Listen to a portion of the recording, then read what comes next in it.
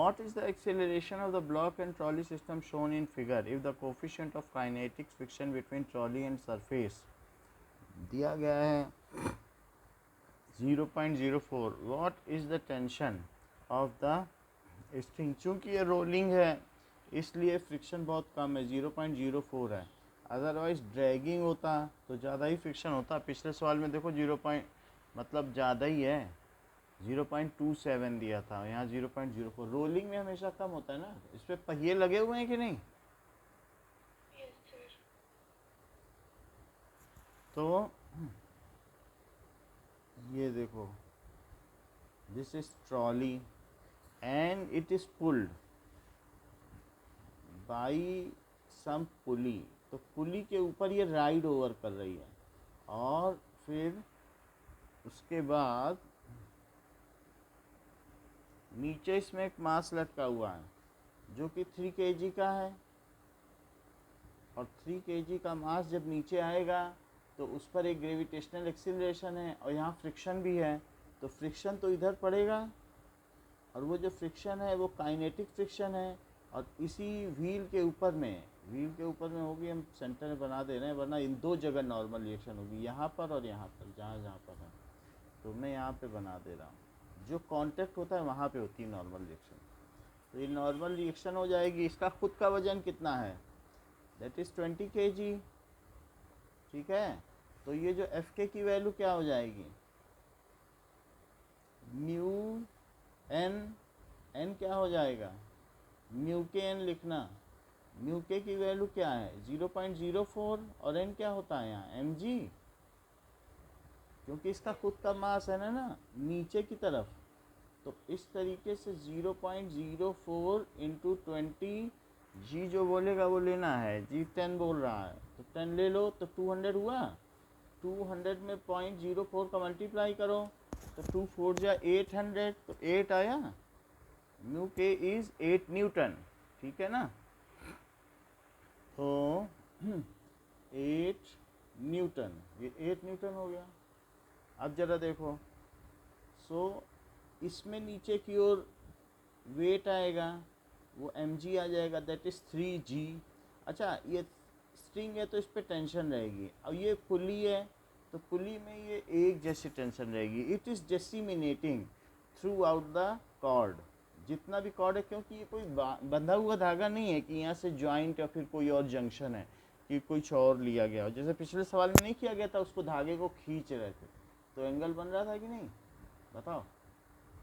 ये वैसा नहीं है, ये एक ही थ्रेड है, ये पूरा एक जैसा ही थ्रेड है. अब देखो, तो अब हम इसमें सब जगह टेंशन लिख सकते हैं. Tension is always inward for thread and try to maintain its distance. तो ये चीज़ होती है, रीअसर्ट करता है धागा टेंशन की वजह से. अब देखो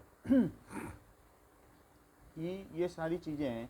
यहाँ पर देखने पर ये नीचे की ओर तो जाएगा ही. और क्या इस पर एक एक्सीलरेशन होगा? ये फ्रीली तो नहीं जा रहा है क्योंकि ये फ्रिक्शन है. तो हम मान लें इस पर एक्सीलरेशन ये है, तो वही एक्सीलरेशन इधर भी होगा. ये इनएक्सटेंसिबल कॉर्ड है, धागा बढ़ नहीं रहा, तो जो एक्सीलरेशन इधर वही एक्सीलरेशन इधर. तो इस सिस्टम को अगर देखा जाए तो इस सिस्टम को देखने पर आपको क्या लगता है कि ये सिस्टम देखो, तो इसमें नीचे की ओर है 3g जो कि प्रिवेल कर रहा है, जो कि डोमिनेट कर रहा है. सो 3g माइनस टी ऊपर की ओर फोर्स है. और क्या जो रिजल्टेंट फोर्स है वही एम ए होता है? बोलो बोलो. तो हम एम ए ना लिखें क्योंकि हम पीछे भी लिखा जा चुका है, हम 3a लिखें जिससे कि डुप्लीकेसी ना हो जाए. तो 3a लिख दें क्योंकि 3 kg पे सब लग रहा है ना. जैसे यहाँ 3g लिखा हुआ 3a. जो ना समझ में आए तो पूछ लेना. इतना समझ में आया? बताओ. इस सिस्टम पर नीचे की ओर फोर्स, ऊपर की ओर फोर्स, तो नेट फोर्स कितना हुआ? क्योंकि चीज़ नीचे जा रही है तो नीचे का फोर्स बड़ा हुआ. बोलो. तो ये चीज़ है, तो इसलिए 3g पहले लिखा है. 3g minus T it is equals to 3a. Okay. क्योंकि net force is M A, Newton का सेकंड लॉ ऑफ मोशन। तो 3 इंटू 10, तो 3 into 10 minus T, it is equal to 3a। So 30 minus T, it is equal to 3a। ये इस पर हमने लगा दिया, ये इस सिस्टम पर है। अब ये भी एक सिस्टम है। इस सिस्टम पर सब लगने वाले सारे फोर्सेस, लेकिन इसमें क्या चीज़ आगे चल रही है मानसी, बताओ? इसमें टेंशन बढ़ा है कि फ्रिक्शन? हाँ, क्योंकि वही उसे लीड कर रहा है। सो टी माइनस एफ के इज इक्वल्स टू 20a। बोलो बात सही?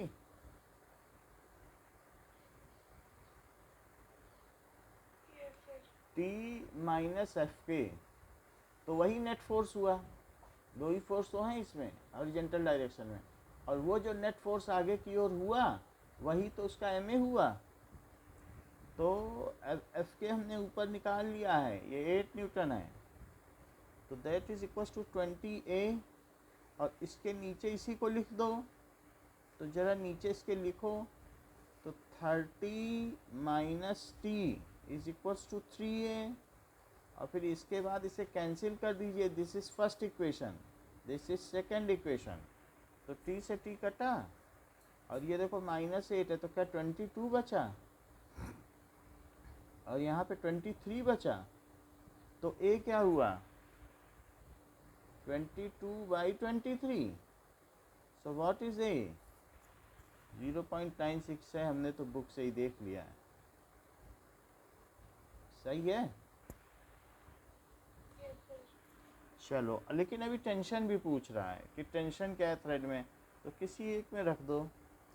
t minus 8, it is 20a।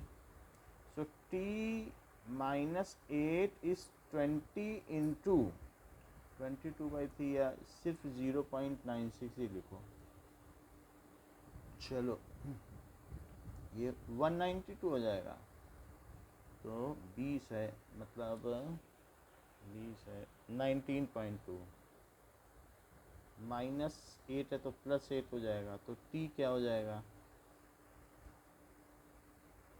8 9 17, 27.2 Newton.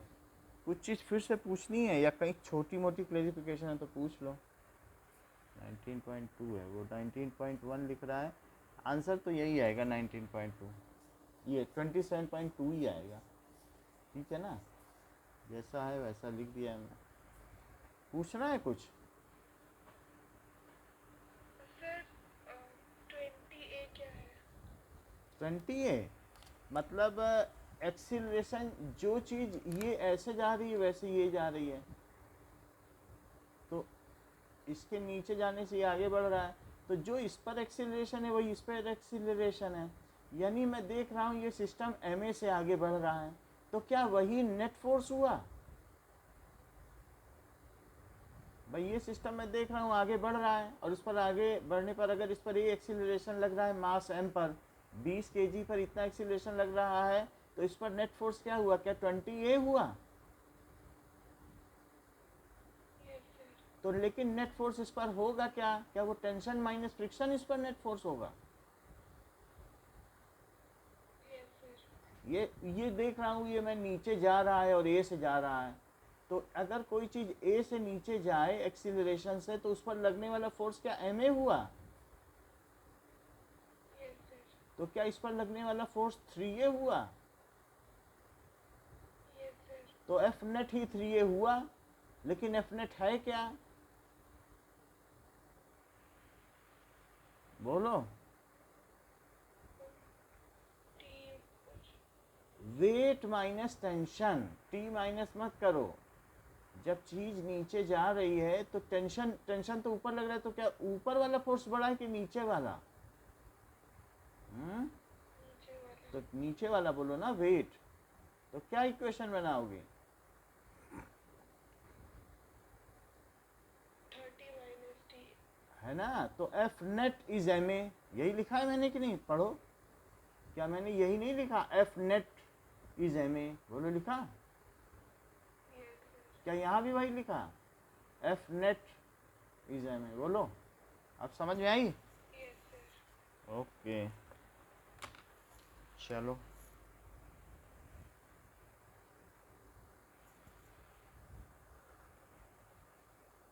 Rolling friction.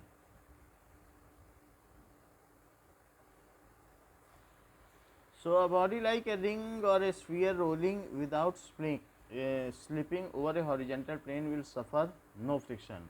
अगर रिंग है और ए स्फीयर रोलिंग विदाउट, अगर कभी भी कोई चीज़ रिंग है, एक अंगूठी है, ये रिंग ले लो, और वो अगर रोल करे, स्लिप ना करे, ऐसे भी रोल कर सकती है, अब ऐसे भी, जैसे भी ये ऐसे रोल करे और इसका सेंटर ऑफ मास फिर ऐसे आगे बढ़ता चला जाएगा, तो लेकिन स्लिप ना करे, यहाँ पर इनके बीच में कोई वो ना हो, ड्रैग होगी, ऐसे अंगूठी ऐसे खिसकती चली जाए, वो ना हो, तब तो नो फ्रिक्शन है, रोलिंग विदाउट स्लिपिंग। ऐसे ही कोई स्फीयर हो या बॉल हो, बॉल है और वो भी अगर रोल कर रही है कभी भी, चाहे तो इंक्लाइंड सरफेस पर भी कर सकती है, या फिर ऐसे बॉल हमने ज़मीन में लुढ़का दी है, so then it is rolling over. And if it is incompressible, both surfaces are not yielding, यानी दबने वाली ना हो, तो कोई फ्रिक्शन नहीं होगा। अगर आप बिल्कुल स्टील के सरफेस पर स्टील की गोलियां छोड़ दो तो ना जाने कितनी दूर चली जाए, क्योंकि स्टील एक परफेक्टली इलास्टिक है। वो उसमें अगर स्टील की बॉल को स्टील की ज़मीन में अगर स्टील की बॉल को, स्टील के छर्रे होते हैं जो साइकिल में पड़ते हैं गियर में, वो टकराव बिल्कुल जितनी नीचे जाएगी उतनी ही ऊंचे आएगी, तो इलास्टिक उसमें बहुत अच्छा होता है। ऐसे ही अगर ये यहाँ पर दब नहीं रही, जैसे मेरी बात समझो कि अगर आपका टायर में हवा कम है तो क्या ऐसे टायर हो जाएगा? बोलो। Yes, sir. तो वो एक पॉइंट ऑफ कांटेक्ट नहीं होगा, ये सरफेसेस होंगी। ऐसे केस में ये ज़मीन में ड्रैग भी करेगा और अलग अलग दबेगा भी, तो इसमें फ्रिक्शन बढ़ जाएगा। तो इसलिए हम टायर में इन्फ्लेटिंग, करेक्ट इन्फ्लेटिंग क्यों कराते हैं? क्योंकि इस केस में there is a relative motion, ये इस तरीके का सरफेस है तो इसमें फ्रिक्शन लगने लगेगा। सो करेक्ट इन्फ्लेशन होगा तो एक पॉइंट पे टच करेगा और टायर वो व्हील ठीक चलेगा। और अगर इन्फ्लेशन कम हो गया, हवा कम हो गई, तो फिर ठीक नहीं रहेगा। तो इन्होंने कहा है कि in case of rolling, in case of rolling only, जैसा बुक में वैसा लिख रहा हूँ, in case of rolling just one point of contact between body and the plane, there is one point of contact between body and plane। जरा इस चीज़ को देखें कि मान लो कोई चीज़ रोल कर रही है, तो अगर रोल कर रही है तो अभी यहाँ पर रोल करते समय अगर आप देखोगे तो ये इसका एक्सिस ऑफ रोटेशन हो गया, पूरी बॉडी ऐसे ऐसे, यही तो पॉइंट है। बोलो। Yes, sir. और फिर अगला टच करेगा तो फिर अगले में, फिर अगले पे ऐसे ऐसे, तो ये इस पॉइंट पर एक तरीके से रोटेशन हो रहा है, ये एक तरीके से एक्सिस ऑफ रोटेशन हो गई। ओके, तो इस पर ये आगे बढ़ जाएगी और आगे बढ़ने पर जब ये आगे जाएगी तो कोई दूसरा पॉइंट आ जाएगा, और मान लो अब दूसरा पॉइंट ये जो है, इतना आगे बढ़ने पर ये पॉइंट यही हो गया कि नहीं? क्योंकि वो चीज़ जब आगे बढ़ेगी तो आगे बढ़ने पर ये रोल हो रहा है और ये आगे बढ़ रहा है, तो ये अब अगला पॉइंट यही आएगा कि नहीं? Yes, sir. भाई कोई चीज़ ऐसे है, रोल नहीं होगी, अगला पॉइंट नहीं आएगा क्या? Yes, sir. तो आ गया अगला पॉइंट। इस तरीके से इसमें मोशन होता है। अच्छा, अब in this is the ideal situation कि एक पॉइंट ऑफ कांटेक्ट में हो and the body, this is the ideal situation and the kinetic और स्टैटिक फ्रिक्शन इज जीरो। सबसे क्रांतिकारी आविष्कार पहिए का आविष्कार हुआ, जिससे हम न जाने कितनी सदी आगे बढ़ गए। तो इसीलिए जब भी आप हिस्ट्री पढ़ते हो तो क्या डिस्कवरी ऑफ व्हील को दिखाया जाता है क्योंकि इससे हम रोलिंग फ्रिक्शन हमारा आ गया. Rolling friction is 1000 times lesser than the sliding friction. क्यों आपके वॉशिंग मशीन के नीचे व्हील लगे हैं, क्यों फ्रिज के नीचे व्हील लगे हैं? क्योंकि रोल करना आसान है. यहाँ तक कि आपके सूटकेस को, जिससे कि आप बेंगलोर गई हैं, क्या उसके नीचे भी व्हील लगे थे? बोलो. तो रोल करने में आसान होती है ना बात, और ऐसे ड्रैग करो तो मुश्किल होती है. तो rolling friction is 1000 times lesser than the normal friction. In some case if it is ideal condition and there is only one point of contact. वैसे तो दब जाएगा तो क्या व्हील में, और उसमें सिंगल पॉइंट ऑफ कॉन्टैक्ट नहीं रह जाता. जब चीज़ दब जाएगी तो मैनी पॉइंट, लेकिन अगर आइडियल हो तो उसे सिंगल पॉइंट ऑफ कॉन्टैक्ट बना के हम फ्रिक्शन को एलिमिनेट भी कर सकते हैं. सो in this case static friction, in case of there is one point of contact, then that is immediate axis of rotation. मतलब हाल फिलहाल के लिए तो वही एक्सिस ऑफ रोटेशन हो जाएगी ना. बोलो, समझ आई बात की नहीं? And this axis of rotation shifts onwards to every point on the circumference of wheel, है ना.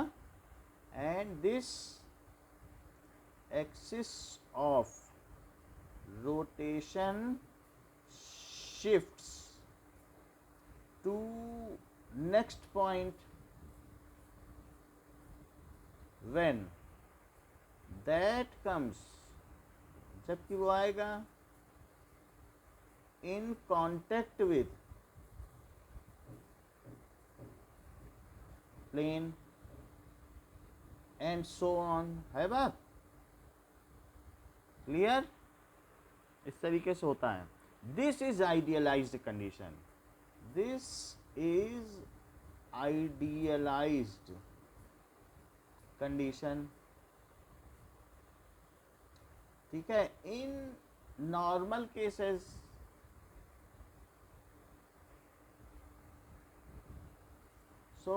नॉर्मल केसेस में क्या होगा कि जो व्हील है गेट कंप्रेस्ड, व्हील कंप्रेस हो जाती है आइडियलाइज्ड कंडीशन में. And there are several points of contact and there is plane of contact. एक पॉइंट नहीं होगा, there is planes which are in contact.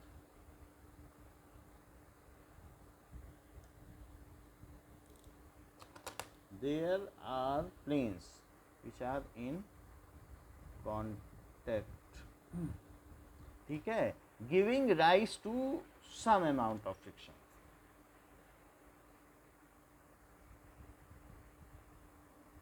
rise to some amount of, फिर वो rolling नहीं रह जाएगी.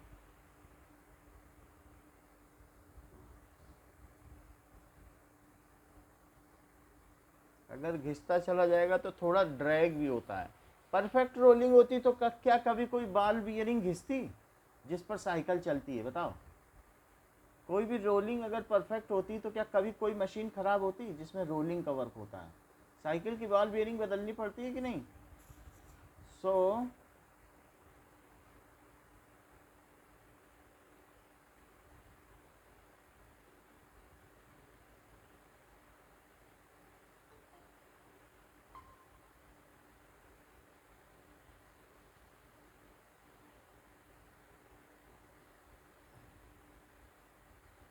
अभी आवाज आ रही है?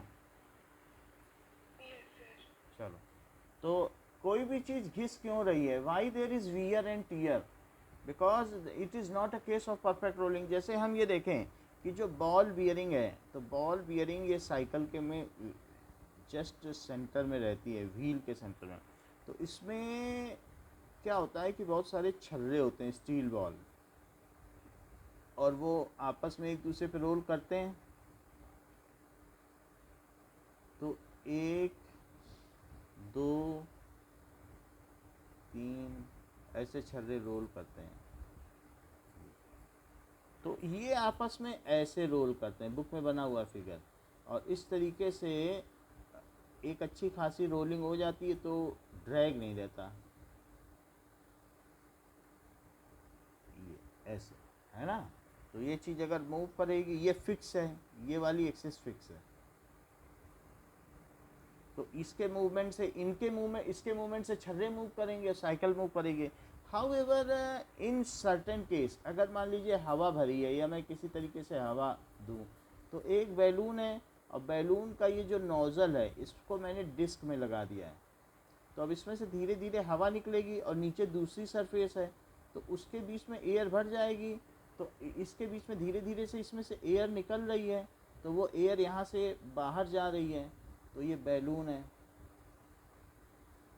तो ये जो सरफेस हैं अगर ये कांटेक्ट लेस बना दी जाएं तो ऐसे ऐसे हो तो क्या फ्रिक्शन होगा?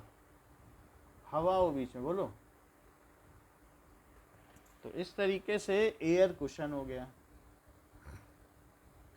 This is not the case of rolling friction, लेकिन फिर भी हम फ्रिक्शन को at certain cases friction is mandatory, however at certain cases the friction is undesired. अगर फ्रिक्शन ना हो तो क्या आप बस की सीट पर, एयरप्लेन की सीट पर बैठ पाओगी या ट्रेन में कभी बैठ पाओगी? वो तो जैसे ही ट्रेन में एक्सीलरेशन होगा आप आगे पीछे हो जाओगी, बैठना मुश्किल हो जाएगा। फ्रिक्शन ना हो तो चल पाओगी, क्योंकि जब पैर ऐसे पड़ते हैं तभी तो अगला हम रखते हैं कि नहीं। So our walking is also a kind of rolling. क्या हम एक एक्सिस पर मूव कर रहे हैं? बोलो बोलो। तब अगला पैर रखते हैं फिर रोल करते हैं, बोलो। पूरी बॉडी रोल करती है जब हम चलते हैं, फिर ये अगला पैर पड़ा। So our walking is also a kind of rolling.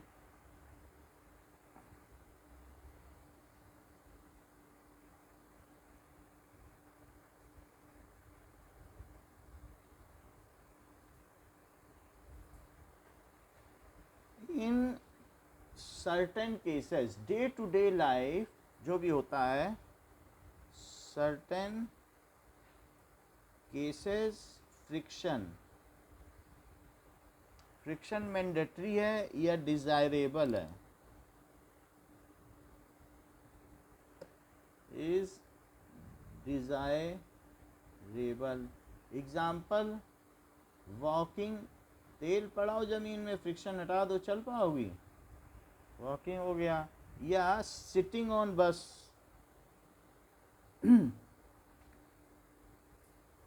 बस ऐसे भी हो सकता है कि सिटिंग ऑन, बहुत सारी चीज़ें हैं कि कई चीज़ें हम कई बार बैग लेके आते हैं, हाथ में तेल लगाओ या झोले में तेल लगाओ या बैग में, तो क्या वो बैग पकड़े में आएगा कि नहीं पकड़ेगा? बार बार फिसल जाएगा तो बड़ी मुश्किल हो जाएगी। तो सिटिंग ऑन बस हो जाएगा। Holding anything, holding anything, gripping, ये सारी चीज़ों में फ्रिक्शन ज़रूरी है, ठीक है। अच्छा, कभी कभी क्या होता है, how ever in case of mechanical, जो भी इंस्ट्रूमेंट्स होते हैं, मशीनरी, मशीन में फ्रिक्शन होगा तो वो गर्म हो जाएगी। However in machines friction is undesirable. Friction causes loss of energy। क्यों loss of energy? As it is, ये जो भी चीज होता है non conservative force, non conservative force, ये नॉन कंजर्वेटिव फोर्स है फ्रिक्शन। तो whatever work is done against friction is dissipated in form of heat. So whatever work is done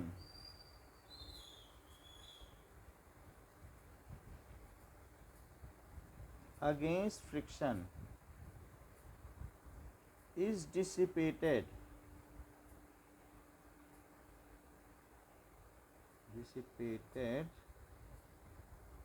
in form of heat। इतनी बात समझ में आई कि conservative force के बारे में बताएं?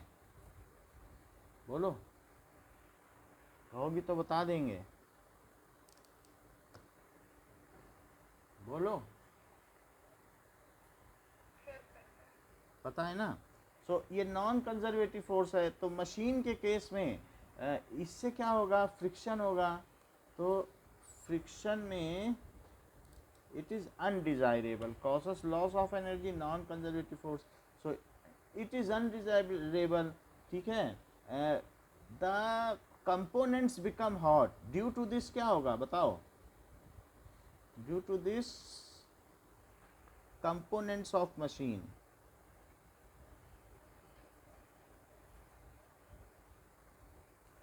become hot, और हॉट होने के बाद and lose their efficiency, lose their efficiency, या ब्रेक हो जाएंगे, जब गर्म हो जाएंगे मेल्ट हो जाएंगे, ब्रेक हो जाएंगे, ये सारी चीज़ें होती हैं। So we always try to reduce friction, हम ग्रीस लगाते हैं। सो बाई ग्रीसिंग, ऑयलिंग, और तो और ये ड्राई ग्रेफाइट पाउडर, ग्रेफाइट आपको मालूम है ड्राई लुब्रिकेंट, उसी को पाउडर कर दो ग्रेफाइट को, जो पेंसिल है ना, पेंसिल का चूरा अंदर का, पेंसिल जिससे लिखती हो, उसी को पीस डालो, देखो मशीन में कितना अच्छा काम करता है। Using dry lubricant we can reduce friction between running parts of machine, इससे चीजें नॉइसलेस हो जाएंगी। Between running parts of machine,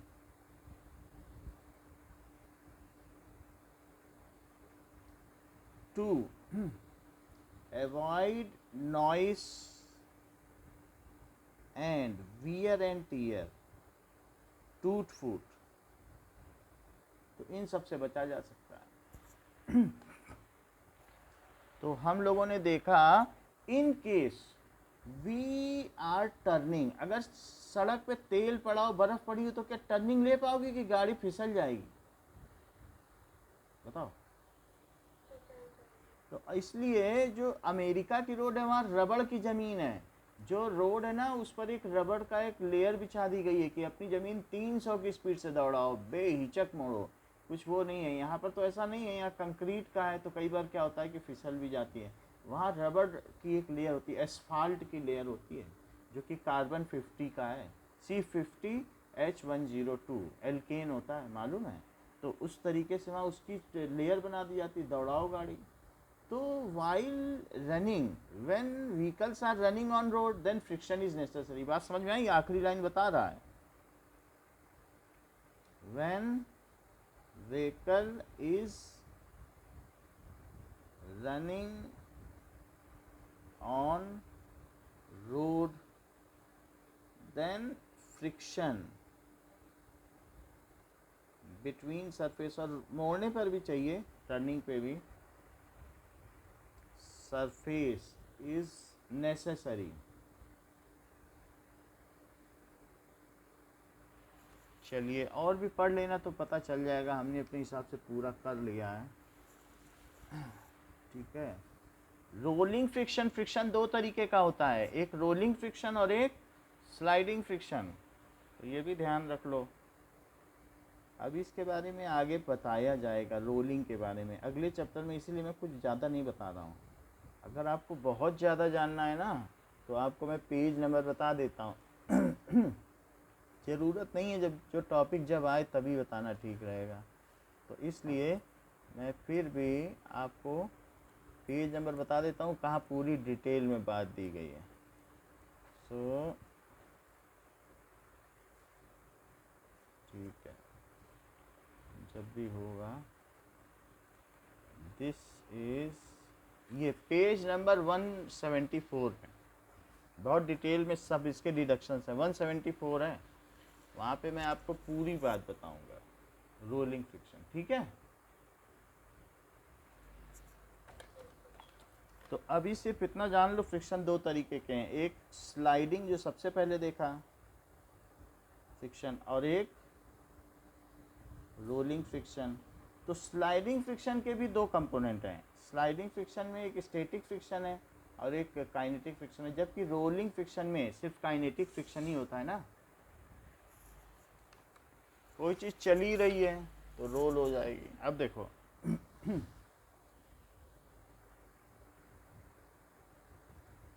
now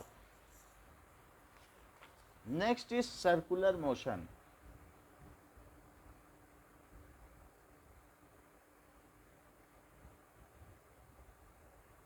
circular motion का मतलब क्या है कि motion of a car in level road. So अगर हम किसी भी सर्कुलर रोड पर अपनी गाड़ी दौड़ा रहे हैं तो उस मोशन को सर्कुलर मोशन कहेंगे। ये सर्कुलर पाथ है और यहाँ पर मेरी गाड़ी दौड़ रही है, ये चीज़ है, तो ये सर्कुलर मोशन है। अच्छा, इस पे क्या हुआ कि इस पर नीचे की ओर एक वेट लगेगा जो कि mg होगा। ऊपर की ओर क्या होगा, क्या नॉर्मल रिएक्शन जो सरफेस से आएगा होगा कि नहीं, बोलो। और चूंकि हर पल इसको मोड़ रहे हो तो क्या सेंटर की ओर, इसकी ओर, ये सेंटर है, ये बीच में पार्क उगा हुआ, वो कुछ घास लगी हुई है और इसका रेडियस कुछ आर है।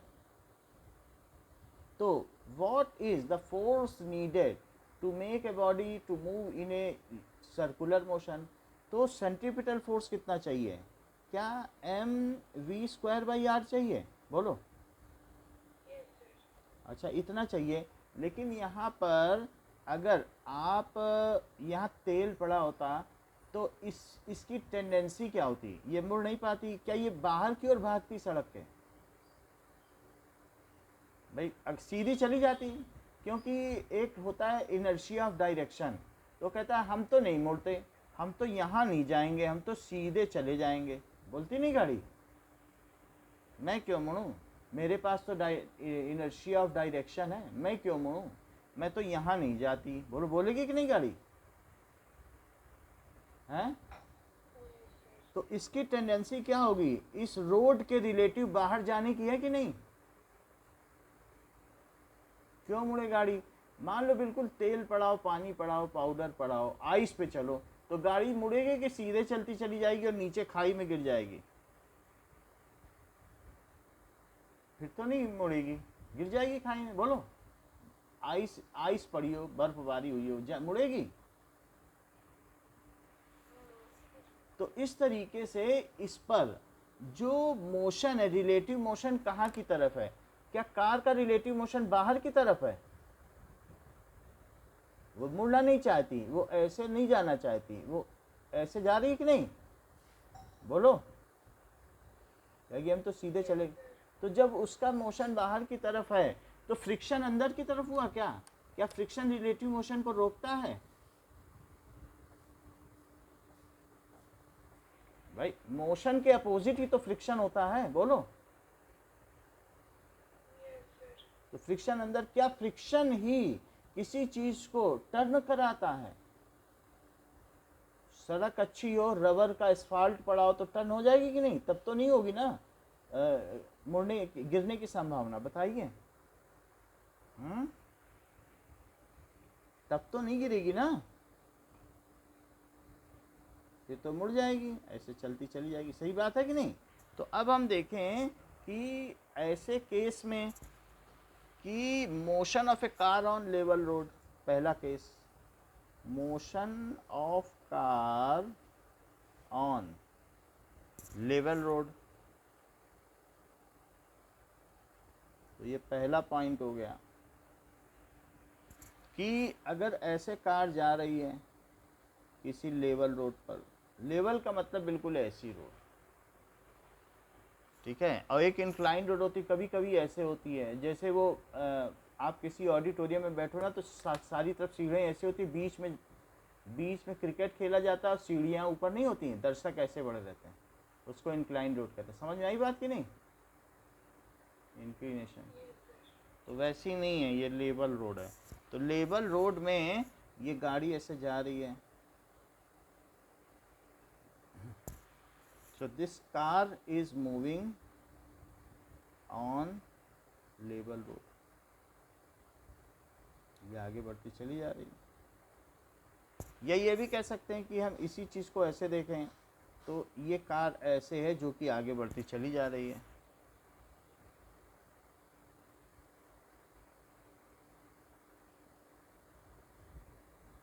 ये so this car is moving like this, so ऐसा है। तो यही चीज़ हमने दिखा दी वहीं पे, एक ही बात है, और बड़ा करके दिखा दिया, और ये ऐसे चलती चली जा रही है, पूरा आगे तक है, बट हमने इसको पीछे से देखा है। अब देखो कि this car is moving on label road,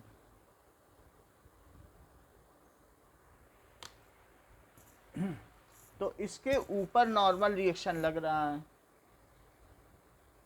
नीचे क्या लग रहा है, mg। इसको इधर की ओर फ्रिक्शन बाहर की ओर लगेगा कि अंदर, क्योंकि इसकी टेंडेंसी बाहर जाने की है, तो फ्रिक्शन कहाँ लगेगा, बताया ना। मान लो ये मुड़ेगी नहीं, ये चली जाएगी, कहेगी हम तो सीधे जाते हैं, हम क्यों मुड़ें, यदि तो इनर्शिया ऑफ डायरेक्शन है। तो बताओ इस सरफेस के रिलेटिव, एक होता है यहाँ जाना, एक होता है यहाँ सीधे निकल जाना। फ्रिक्शन ना होता, तेल पड़ा होता, सीधे ना गिर जाती, नीचे गिर जाती, फिर यहाँ से जाके नीचे ना गिर जाती, बोलो। तो इस तरीके से इस पर एक फ्रिक्शन लग रहा है, वही फ्रिक्शन ही तो इसे सर्कुलर मोशन में ले जाएगा। तो क्या ये जो फ्रिक्शन है यही इसका जो स्टैटिक फ्रिक्शन है, पहली बात तो ये स्टैटिक है, इनके बीच में रिलेटिव मोशन होना ही नहीं चाहिए, नहीं तो इससे फिसलन हो जाएगी, वो चीज़ डेंजरस हो जाएगी। तो स्टैटिक फ्रिक्शन ही किसके इक्वल है बताओ, mv²/r, जो कि इसे नेसेसरी सेंट्रीपिटल फोर्स दे रहा है कि नहीं, क्योंकि सेंटर की ओर एक फोर्स चाहिए, वो फोर्स हमें Fc चाहिए, जिसकी वैल्यू क्या होगी mv²/r। लेकिन वो फोर्स कौन प्रोवाइड कर रहा है, क्या स्टैटिक फ्रिक्शन, बोलो। लेकिन ये भी हकीकत है कि जो स्टैटिक फ्रिक्शन है उसकी मैक्सिमम वैल्यू कितनी होती है, दैट इज, यानी ये जो स्टैटिक फ्रिक्शन है इसको अगर ये हमेशा एफएस मैक्स से कम होना चाहिए अगर हम आगे चलना चाहते हैं। मान लो हम नहीं चाहते कि हम फिसलें, ठीक है, फॉर नॉन स्लाइडिंग कंडीशन, बोलो सही बात है।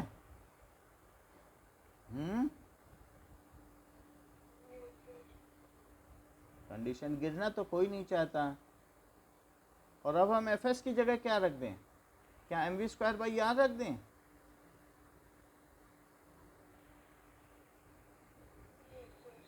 तो ये नॉन स्लाइडिंग कंडीशन है एफ एस मैक्स, और एफ एस मैक्स की जगह क्या रख दें, क्या μsn रख दें, क्योंकि एफ एस मैक्स में ही म्यूएस है, म्यूएस नहीं बदलता ना है तो एन बदलता है। ये कभी ना लिख देना कि एफ एस इज म्यूएसएन, बात गलत हो जाएगी, एफ एस मैक्स होता है म्यूएसएन, नहीं तो एफ एस लिखोगी तो बताओ म्यू को बदल जाओगी कि एन को, कोई भी चीज़ बदलने लायक है, म्यूएस भी फिक्स है, एन भी फिक्स है, तो ये किसकी वैल्यू होती है,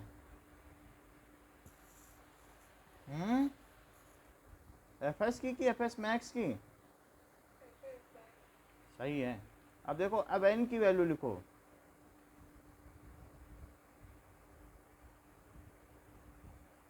एम से एम कटा, अच्छा v² क्या हुआ, क्या μsrg, तो v क्या हुआ,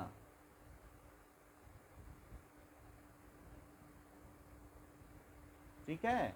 so this is the limiting case of any vehicle moving on road. So maximum velocity यही होनी चाहिए, ठीक है, द मैक्सिमम पॉसिबल स्पीड, इससे ज़्यादा अगर उसने अपनी गाड़ी की स्पीड की तो नीचे टपका, तो वो देख ले कि भाई क्या फ्रिक्शन है, किस रोड पे चल रहा है। तो अगर उसे म्यूएस का पता है कि उस पहाड़ी पर बर्फ़ और पहिए के बीच क्या होता है, कैलकुलेट कर ले या गूगल पे चेक कर ले, और आर और जी, तो आर का मतलब है किस रेडियस का माउंटेन है, उस माउंटेन की डेप्थ क्या है, जिस माउंटेन पे वो जा रहा है। तो माउंटेन में तो ऐसे रोड्स होती हैं ना, तो ऐसे रोड्स होती हैं हिल में, ये यही तो मूव करती हैं कि नहीं चारों तरफ, इन्हीं पे तो वो चलता चलता जाता है कि नहीं, यही तो गाड़ियां चलती हैं कि नहीं, पहाड़ को काट के बनाई जाती है, तो ऐसे ऐसे मूव करती फिर और आगे चलेगी, फिर और आगे ऐसे चलती चलेगी। तो वो ये देख ले कि उसकी पेरीफेरी, उसका रेडियस क्या है, कितना माउंटेन है, कितनी हाइट है, तो रेडियस क्या होगा, जी क्या है, तो उसे वी का पता चल जाएगा। यदि न कैलकुलेट करना चाहे तो वहाँ पर जगह जगह बोर्ड लगे रहते हैं, वहाँ वेलोसिटी लिखी रहेगी कि मैक्सिमम, अधिकतम गति सीमा, तो उसी को पढ़ ले। साइंटिस्ट नहीं है तो नॉर्मल तो है, उसे पढ़ ले, तो उससे ज़्यादा किया तो नीचे गया। स्मार्ट नहीं बनना है पहाड़ी पे, तो उसे ध्यान से पढ़ना है। So the maximum possible speed of circular motion, the maximum possible speed in circular motion on level road, जरूर लिखना, ऑन लेवल रोड क्या है,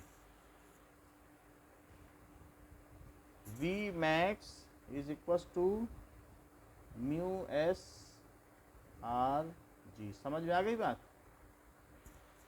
यही है म्यू एस आर जी। अब देखो कि motion of a car on banked road,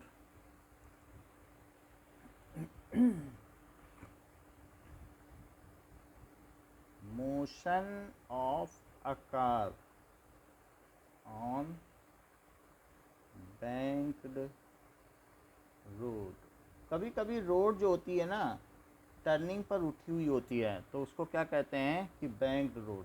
जैसे मान लीजिए ये है, तो इसमें ये भी होगा कि ये बैंकिंग दे रखी होती है कि अंदर की ओर ये इस कार पे चल रहा है, तो ये उठी हुई है, बैंकिंग का मतलब ऐसे उठी हुई है, तो ये ऐसे उठी हुई है, बैंक्ड रोड। ओके, तो इसमें अगर कार चलेगी तो ये ऐसे चलेगी, तो क्या इसके नीचे गिरने की संभावना कम हो जाएगी? समझ लो फिर से, ऐसे उठी हुई रोड है, समझ में आई बात कि नहीं? सो दैट इज, ये ऐसे है, ये ऐसे नहीं है, ऐसे उठा लिए, तो अब इस पर कार चले, तो इस पर कार चलेगी तो क्या बाहर गिर पाएगी? क्योंकि बैंक रोड है, और फिर ऐसे ऐसे ऐसे ऐसे चल रही है, तो ऊपर उठी हुई रोड है, अब तो नहीं गिर पाएगी ना। एक होता है लेबल्ड रोड, एक होता है बैंक रोड, तो ये बैंक है, इस पे चलना है, वैसा ही हमने बनाया है। तो अगर बैंक रोड है तो इस चीज़ को हम क्या बता सकते हैं, बाकी बीच में माउंटेन्स हैं या जो भी हैं, माउंट्स बना सकते हो, ये सब माउंट्स हैं, माउंट्स के इधर उधर ये चल रही है, तो ये इसको बैंकिंग दी गई है, नेसेसरी बैंकिंग किसी भी रोड पे दी जा सकती है सर्कुलर मोशन में। तो ऐसी स्थिति में इस चीज़ को क्या दिखाया जा सकता है, ये बैंकिंग रोड है, तो कार अब ऐसे चल रही है, इसको कुछ एंगल दे दिया, तो दिस इज बैंकिंग कहते हैं, ये जो एंगल है इट इज़ कॉल्ड बैंकिंग। अब देखो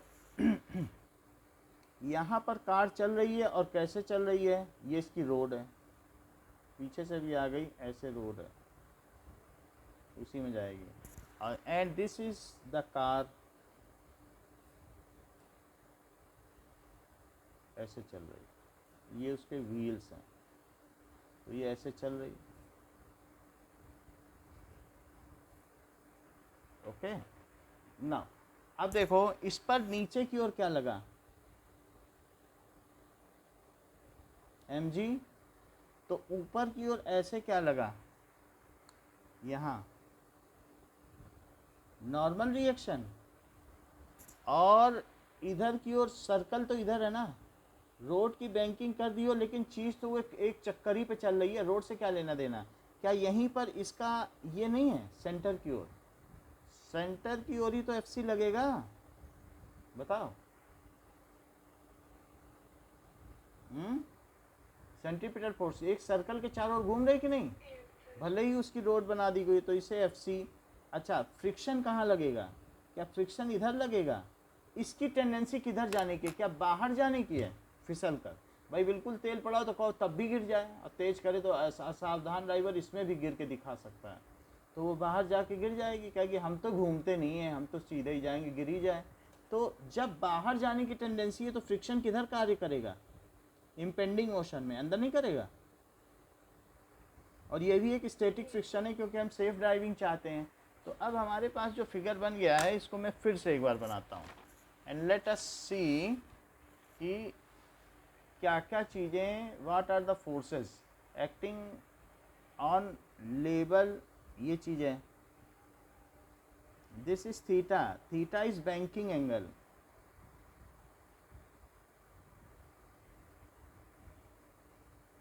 और ये कार है,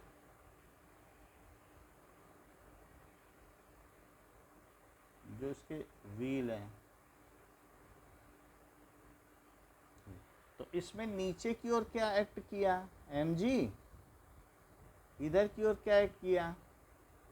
नॉर्मल रिएक्शन। बोलो, ठीक है। और इधर क्या एक्ट किया? जूम कर लो, बिल्कुल फिगर दिखना चाहिए, fc। और इधर की ओर क्या एक्ट किया? क्या? Friction force. समझ में आई बात? Yes, sir. चलो अब देखो, हमारे पास जितने भी कंपोनेंट हैं हम उनको अलग अलग डायरेक्शन में वर्टिकली तोड़ देंगे, और इस डायरेक्शन में हम इसकी ओर तोड़ेंगे। तो इधर f का कोई कंपोनेंट जो इधर है, बताओ क्या है? क्या ये f आ रहा है? तो f का, यानी मेरे पास बहुत सारे कंपोनेंट हैं, एक नीचे की ओर mg आ रहा है, एक इस तरफ क्या आ रहा है? fc, और इस तरफ क्या आ रहा है? Normal reaction. तीन चीज आ रही। तो और इधर क्या आ रहा था? F। ये तो डिजायर्ड है, ये कोई फोर्स नहीं है, ये डिजायर्ड लिख दो। FC कोई होता थोड़ी है, ये तो डिजायर्ड है ना, इतना देना पड़ता तभी सर्कुलर में घूम पाओगे। बोलो, बाकी ये तो काम कर रहे हैं। तो F का इधर का कंपोनेंट क्या हुआ? जब ये नीचे का एंगल थीटा है तो ये एंगल कितना हुआ? थीटा हुआ।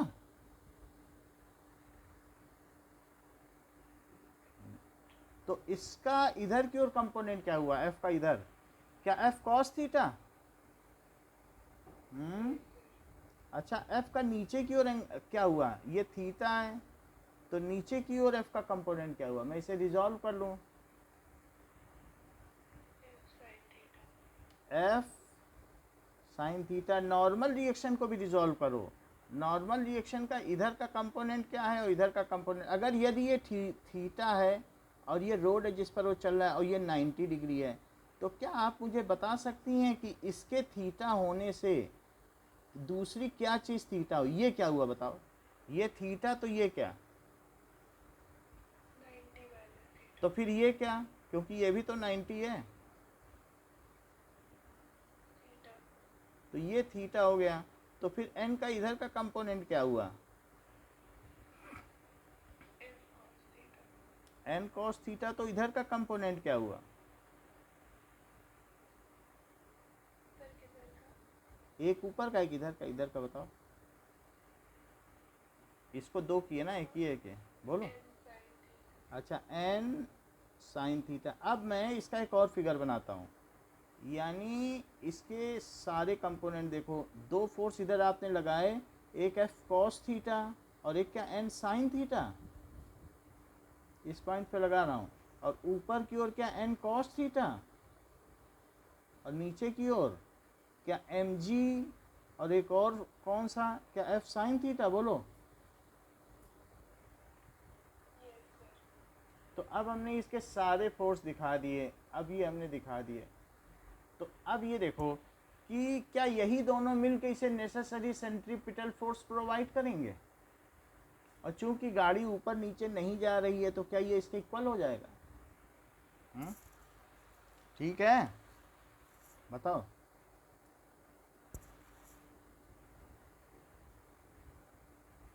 इधर की ओर ये दोनों फोर्स हैं, यही सेंट्रीपिटल फोर्स देंगे कि नहीं, क्योंकि सर्कुलर मोशन में चल रहा है कि नहीं। So N sine theta plus F cos theta. जहाँ न समझ में आए तो पूछ लेना।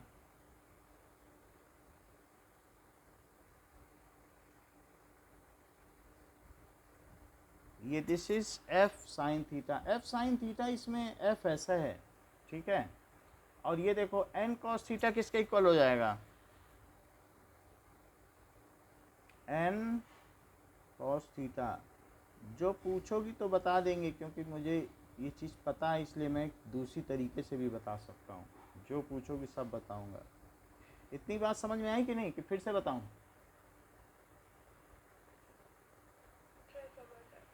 अच्छी बात है, दूसरे तरीके से बता। ठीक है। तो इतनी बात हमने देख ली कि यहाँ पर एफ सी क्या है। F c is necessary centripetal force which is provided by, इसका कोई दूसरा तरीका नहीं है। दूसरा तरीका है कि हम कंपोनेंट दूसरी तरफ ले लें, वो भी बता देंगे। अभी इसी को कर लो, फिर दूसरा तरीके पे आएंगे। कंपोनेंट को हम क्या करें, एन की तरफ ले लें, वो कर सकते हैं। लेकिन वो लेने से कोई फ़ायदा नहीं, क्योंकि हमें तो एफ सी चाहिए ही चाहिए ना। हमारी मजबूरी है कि इधर लेना, क्योंकि इधर नहीं लोगे तो फिर एफ सी कैसे मिलेगा, बताओ, है बात कि नहीं। हम इधर और इधर भी कंपोनेंट ले लेते, लेकिन एफ सी तो चाहिए कि नहीं चाहिए। वास्तव में हम काम किसके लिए कर रहे हैं, क्या एफ सी के लिए नहीं कर रहे हैं। तो अगर इधर कंपोनेंट करोगी तो फिर इधर करोगी, तो मजबूरन इनका इधर भी करना पड़ेगा। तो हमने एन को क्या कर दिया, डिसॉल्व कर दिया कि नहीं। अब एन कहाँ रहा, एन को भी हमने डिसॉल्व कर दिया। और इसी तरीके से जो फ्रिक्शन था, क्या उसे भी डिसॉल्व कर दिया। ऐसा इसलिए किया क्योंकि ये डिजायर्ड था एफ सी। तो एफ सी ये दोनों फोर्स हो गए, इसका एक कंपोनेंट और इसका एक कंपोनेंट, क्या मिलकर एफ सी नहीं बने, बोलो। और इसका दूसरा कंपोनेंट नीचे गया और इसी का दूसरा कंपोनेंट ऊपर गया, अब क्या भी है इसके इक्वल नहीं हो जाएगा।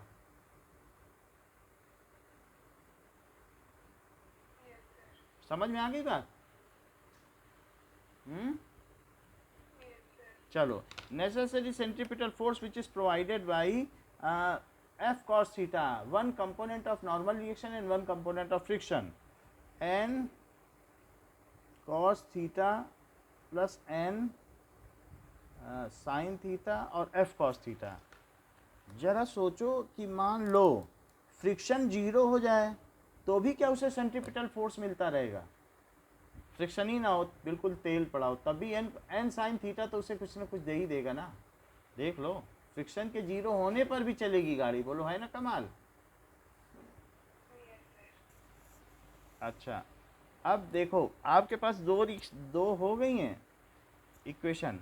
अब हम आगे की बात करें कि यहाँ पर एक और कंडीशन है, जो एफ है, क्या उसे हमेशा म्यू एस एन से कम होना होगा, है ना, for non skidding condition. Skid ना करे, नॉन स्किडिंग, स्किड हो जाती है ना गाड़ी कभी कभी। तो this is for non skidding condition. जरा अब आगे की बात करें। So it for limiting case, अब जरा देखो, तो मैं f की जगह म्यू एस साइन थीटा रख दूं, लेकिन इसकी मैक्सिमम वैल्यू क्या है, एफ मैक्स इसी तरह जा सकता है। जब ये मैक्सिमम होगा तो क्या v मैक्सिमम होगा, भाई f तो बढ़ते बढ़ते यहां तक जा सकता है कि नहीं। तो v मैक्स यानी उसकी limiting condition. So when f is maximum, v is maximum, ये v मैक्सिमम है, फिर इम्पेंडिंग मोशन जो है वो फिर काइनेटिक, वो मोशन में बदल जाएगा, फिर वास्तव में वो मोशन हो जाएगा। तो अब मैं इस इक्वेशन को बदल दूं। अब मैं क्या इसे m v max square by r लिख दूं, बोलो।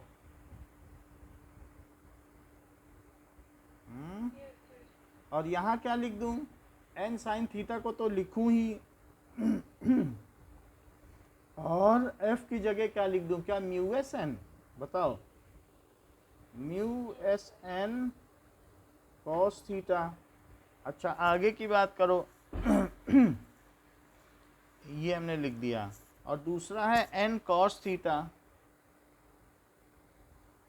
वो क्या है, it is equals to m g, ये दूसरी वाली तो ऐसे ही लिख दी, ऐसे लिख दी, एम जी plus mu S N sine theta, ये लिख दिया। एन को एलिमिनेट करना है, एन एन एक तरफ रखो और फिर डिवाइड कर दो तो क्या एन चला जाएगा और मेरा वी मैक्स आ जाएगा, है ना कमाल। इसी में एन को किधर रखो, क्या एक तरफ रख दो, सही है। तो देखो एन कॉस थीटा, मैं कॉस थीटा की ओर ही रख रहा हूँ, और minus mu S N sine theta, क्या एन कॉस थीटा की तरफ इसे ले आए तो दूसरी तरफ क्या बचा, क्या एम जी नहीं बचा, एन कॉस थीटा, और उसी की तरफ ये ले आए तो बोलो एम जी बचा, बताओ। और इस वाली को भी इसके नीचे रखो तो बताओ क्या लिखें, n sine theta plus mu S n cos theta, तो उधर क्या बचा, क्या m v square max by r बचा, बोलो। क्या इन दोनों को डिवाइड कर दोगी तो क्या एम भी चला जाएगा और एन भी चला जाएगा, बोलो बताओ बताइए। तो क्या एक ट्रक जाएगी तो भी क्या उसकी मैक्सिमम स्पीड लिमिट उसी के बराबर होगी जो एक स्कूटी के लिए होगी या कार के लिए होगी, कि सबके लिए अलग अलग,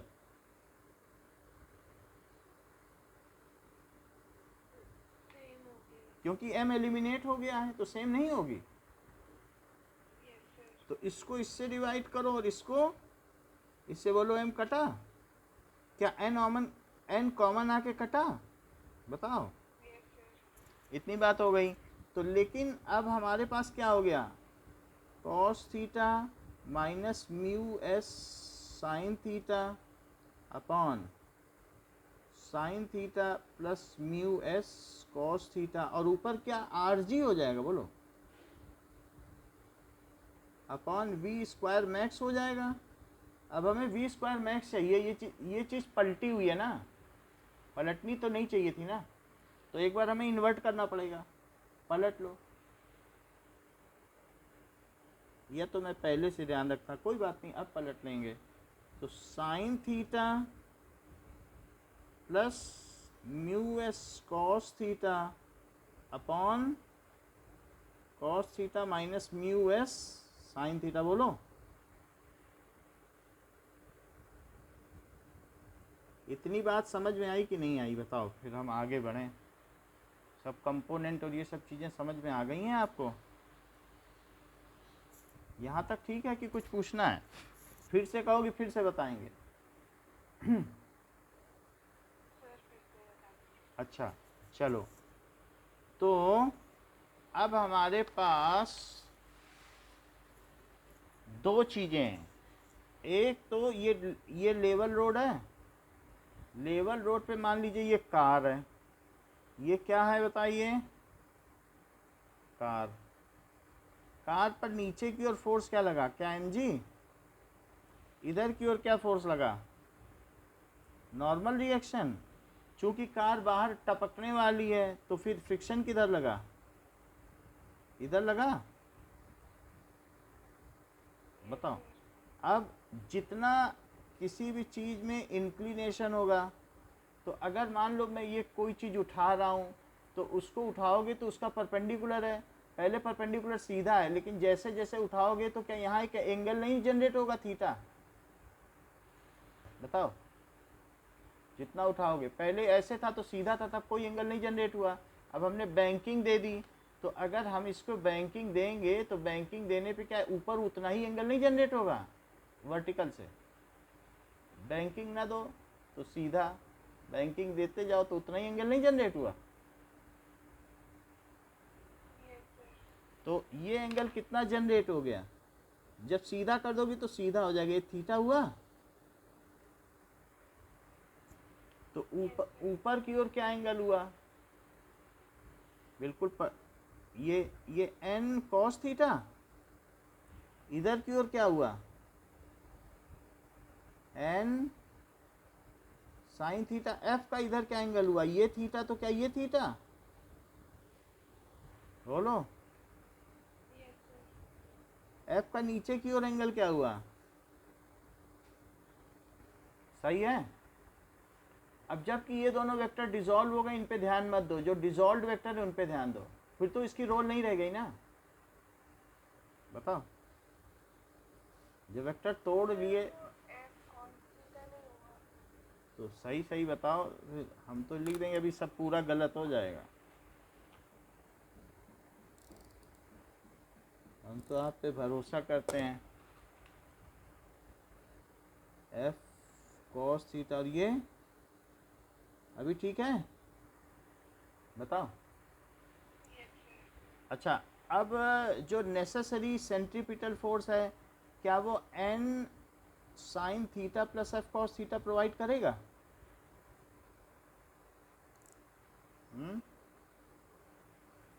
क्या यही m v square by r है?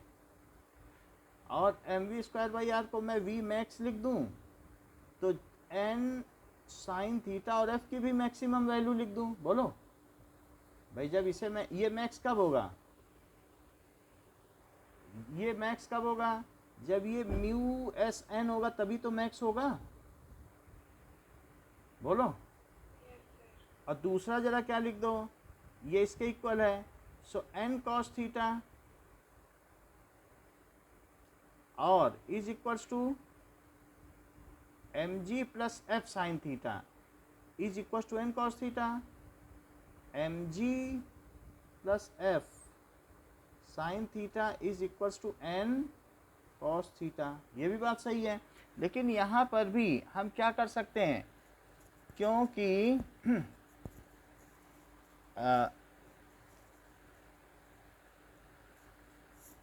हमने f बदल लिया है, तो क्या यहाँ पर भी बदल लें, f तो बदल लिया ना v मैक्स की कंडीशन पे, तो इसे क्या लिख लें, क्या एम जी plus mu S N sine theta, बोलो बोलो। Yes, sir. तो एम जी क्या हुआ, क्या n cos theta minus mu S N sine theta, ये फर्स्ट इक्वेशन, ये सेकंड इक्वेशन, एफ को बदल दिया है, बोलो। अब इनको डिवाइड करो, m v square max by r, capital r में लिखा जाएगा, और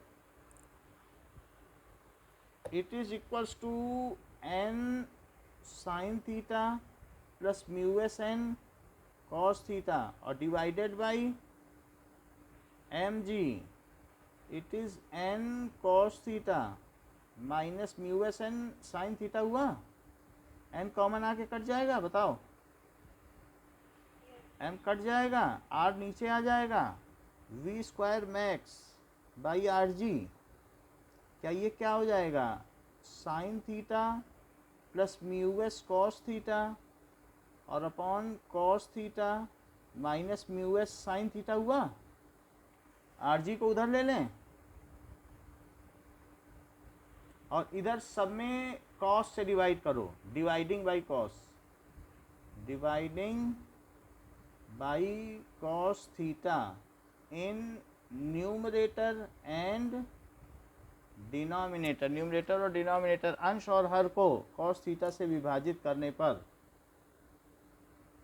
न्यूमरेटर एंड डिनोमिनेटर, न्यूमरेटर ठीक नहीं लिखा है, इसे सही से लिखें, न्यूमरेटर। अब देखो, तो इसे कॉस से करोगी तो क्या होगा, बताओ, 1 आएगा कि 10 आएगा, बताओ। इसको कॉस से करोगी 1 आएगा, इसको करोगी तो क्या आएगा, और आर जी ऊपर चला गया, बताओ, और रूट लगा दिया तो क्या स्क्वायर हट गया, बताओ, आर जी उधर ले गए, हट गया। क्या यही फार्मूला आपकी बुक में दिया है?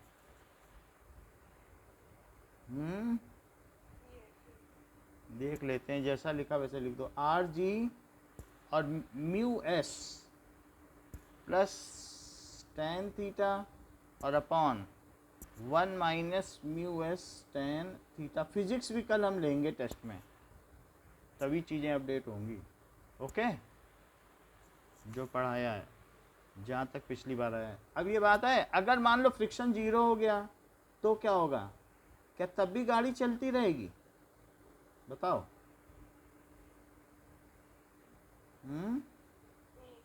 यानी बर्फबारी हो गई तो क्या सारा रास्ता बंद हो जाएगा कि नहीं? R G 0 plus tan theta और 1 माइनस 0 tan थीटा, बताओ। सो 0 प्लस tan थीटा, तो ये आर जी ऊपर क्या बचा? क्या सिर्फ tan थीटा और नीचे 1? बोलो। Yes, sir. Then banking will continue the traffic. Friction ना हो तो वियर एंड टीयर ना हो, ये लिमिटिंग केस है, लेकिन फिर स्पीड रिड्यूस हो जाएगी, फिर और सावधानी से स्पीड लिमिट कम हो जाएगी। ओके, इसके बारे में हम और अधिक बात अगले क्लास में जब भी होगी बताएंगे। ओके, दोनों केस देख लिए, लेवल्ड रोड और बैंक्ड रोड, बताओ। Yes, sir. Okay, thank you.